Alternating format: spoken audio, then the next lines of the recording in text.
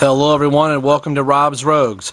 We're continuing on with Batweek here for waiting for anticipation of this week's release of The Dark Knight Rises.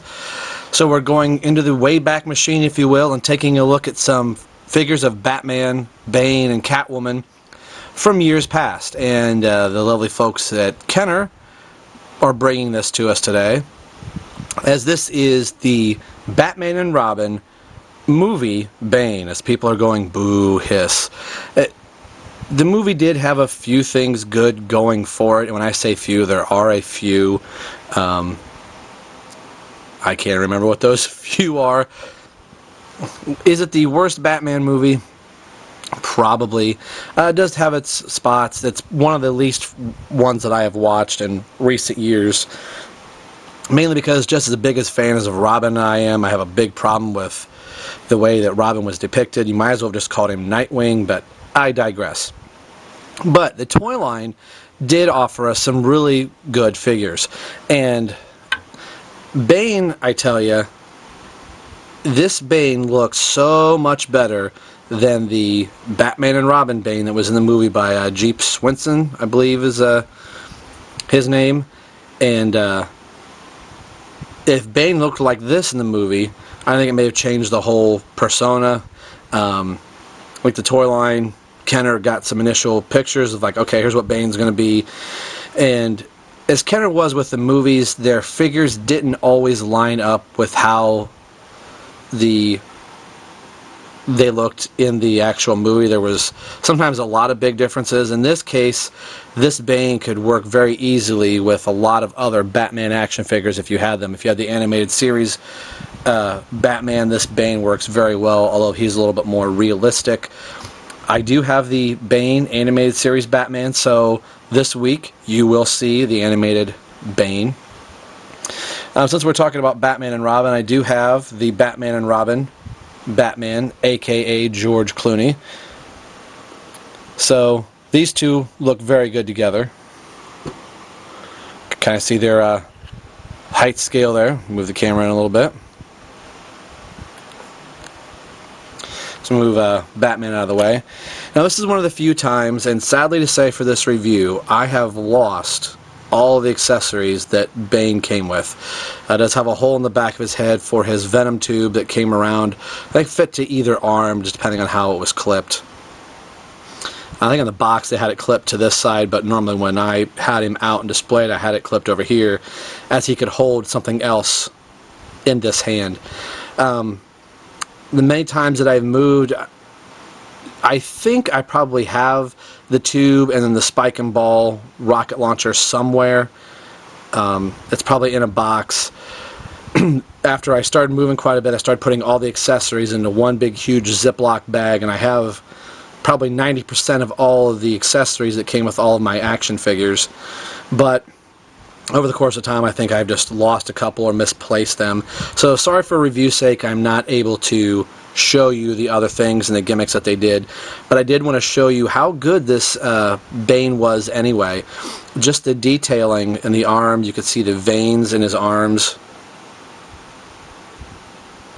and just in the chest. I mean, this is a very good figure for Kenner. The traditional, Bane mask, which I absolutely loved, that didn't have the little, if the camera could pick it up, you could faintly tell there is a slit where the mouth is, or you could see his lips are pushing through the mask. The lips aren't shown, but you could tell where his mouth would be. But I think it's just a very good detailed figure for the time. I mean, keep in mind this is 1997 when this came out, as it says here on his leg. That was something I really liked about Kenner, that sometimes Mattel doesn't do that all the time, that they actually put the date on so you could look at the figure and go, oh, this came out in 97, or oh, this came out in 2004. But this is what I always refer to as standard action figure articulation. That I didn't do it with the future Batman, and I apologize for, but the head does do a 360. Arms go all the way around, and the legs go up into a pretty close to a semi-seated position. And of course we had vehicles for this time. Kenner was giving us vehicles for their action figures, so if you had any other Batman vehicles from any line, the height scale usually matched up really pretty good. So if you were talking this 4 to 5 inch scale of figure, anybody could sit in any type of vehicle and you could drive it and play with it that way.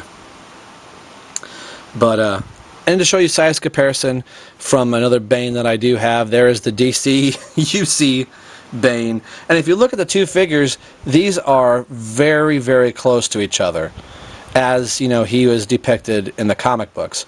Even down to the band that is on his arm, you see the band up there as well. The masks are almost spot on. The little zipper isn't put on there. But as far as he looked, this looks like he came right out of the comics. Now if you were to go pop in Batman and Robin, he looks nothing like this action figure. So at least from the action figure standpoint, I'm glad that Kenner got it wrong, and you could put this Bane with any of your other Batman action figures and he would look pretty much normal and not look like a weird version of himself as he does in the movie. I remember seeing that Bane was going to be in the movie. I thought, wow, he's going to be the big bad villain and take over from, you know, Mr. Freeze and Poison Ivy.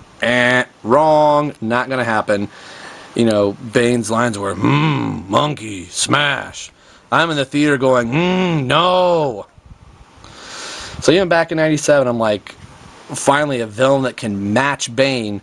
So The Dark Knight Rises could be the very first accurate movie portrayal of how Bane is, at least in character form. Granted, his outfit is obviously different, as Nolan's doing a more of a realistic version of Bane, but I think all of his mental faculties will be there, and it'll be the Bane that those of us that read the Nightfall saga was like, wow, this is a villain that can easily match Batman. So there is the, sorry to say, the limited review on Bane, as I don't have any of the other accessories. I'm sure as I'm putting some of these figures back, I will look in my little parts and accessories box and I will find his hose and his shooting ball and spike, and I'm going to go, really? There it is. But hopefully you've enjoyed this. Today we've been taking a look at the 1997 Kenner Batman and Robin Bane. Very good set of figures from Kenner for a very poor movie, but the figures were actually really pretty good, and all the vehicles and accessories were really cool as well. So, as always, this is Rob for Rob's Rogue signing off and saying we will see you guys next time.